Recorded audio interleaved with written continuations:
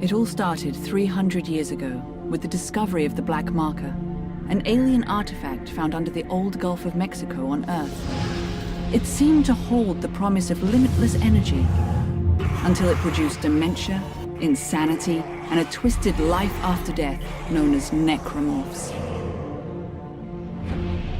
The details of the original Black Marker disaster were buried in cover-ups and conspiracies, but not before an entire religion could be launched in the name of one of its researchers, Michael Altman.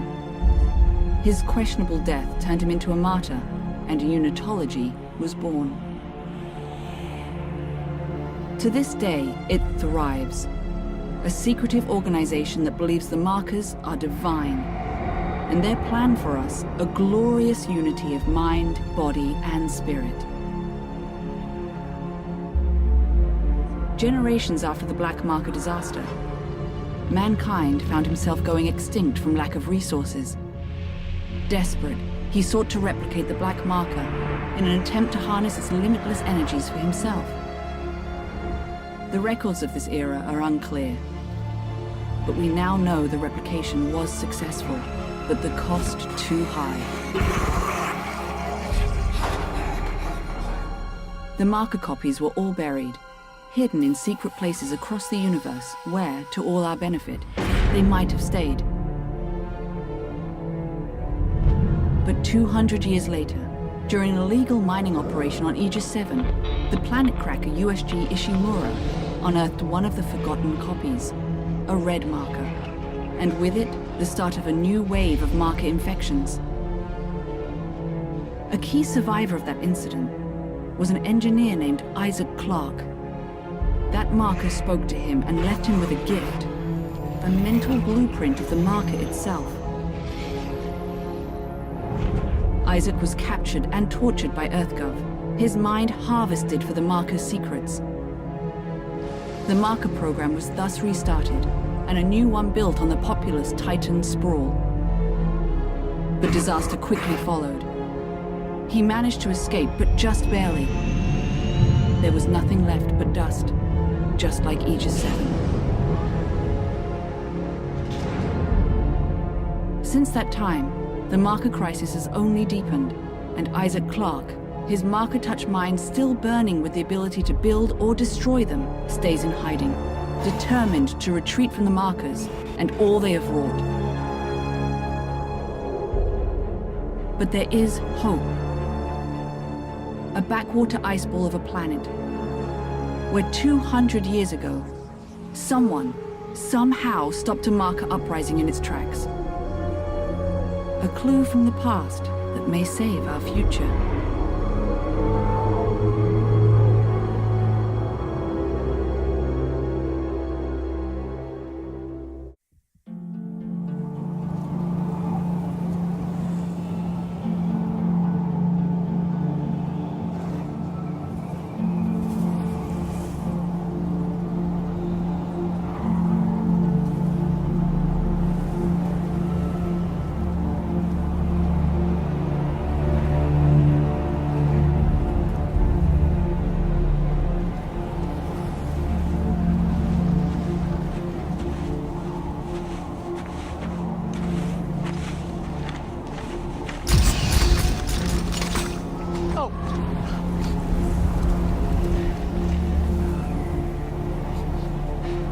Alpha Niner, this is Whiskey 250.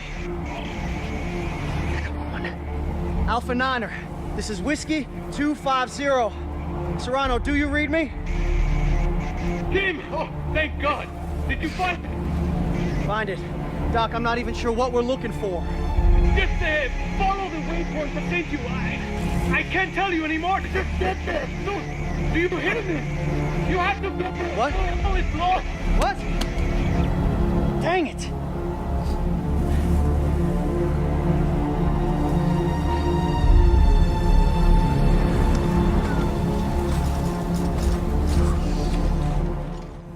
Alright, welcome to a Dead Space 3 walkthrough part 1. This is going to be a walkthrough for the impossible difficulty in Dead Space 3, which is meant to be the hardest difficulty that's available to you from first purchasing the game. So it's not like hardcore or classic or anything like that, it's just impossible, which I'm pretty sure the description of it is really low resources, hardly any, like health packs don't do too much, and enemies will brutalize you. So let's have some fun with this, shall we? Starting off in the prologue, which is like a prologue, it's before chapter 1 and it's like the little introduction scene to Dead Space 3. So at the moment we're playing as a random character, I'm not sure his name. But we're not Isaac Clarke yet, and what we have to do is go get a codex. So what you have to do, stomp those boxes and get some ammo. As it says there, break the latch, which I tried meleeing it, I'm not sure why. And then open the door, and there is going to be a little cutscene introducing the first enemies. And there's going to be 2 of them, but what you really need to do is aim quickly and shoot the first one's leg off like that, and then shoot his arm off. And I failed killing the second one here, but I still killed him without getting hit, which is good for impossible. And what you need to do for these enemies in the prologue section, what you need to do is shoot off one of their legs so that they start crawling towards you on the ground, and then shoot one of their arms off, and that does enough damage to them so that they count as being dead. Right there for that one, you want to wait till he's up into the ship a little bit so the ammo drop actually comes towards you instead of falling off the cliff. And for this enemy you want to wait till you see his leg pinned under the box, I guess that is, and shoot his leg off so he starts crawling to you straight away. Then move around the corner slowly and watch out for this enemy that comes around the corner. Shoot his leg off quickly, and I failed right there. What I should have done was kill the first one, or at least walk back a bit and let him crawl, because I let the second and final enemy for the prologue get too close to me and I let him hit me, which took out half my health. Which is pretty bad in this mission. On impossible difficulty, you really can only get hit once before you die, or before you're able to die, so try not to get hit at all. Right now there is no more enemies left in the prologue so far, so what you need to do is climb up the ladder and press the door open button, whatever it is, and grab the codex. I got it. Doc, I got it. Alright, so we now have the codex in hand and we overbalance the ship a little bit, and now it's about to fall off a massive cliff into a plummeting terrible death. So let's hook ourselves up to a line and go.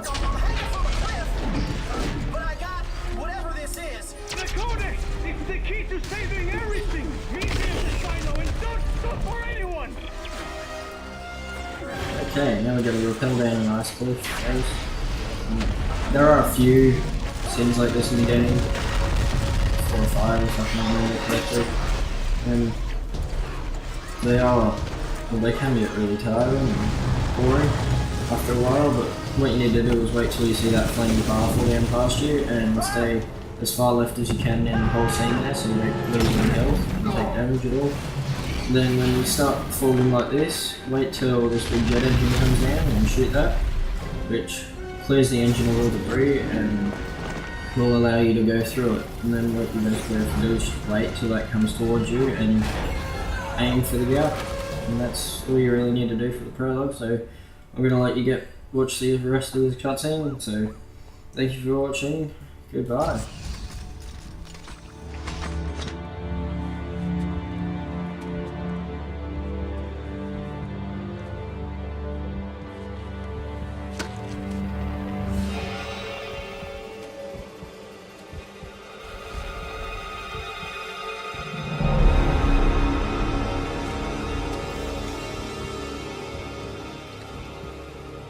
Fine young soldiers, every one of them.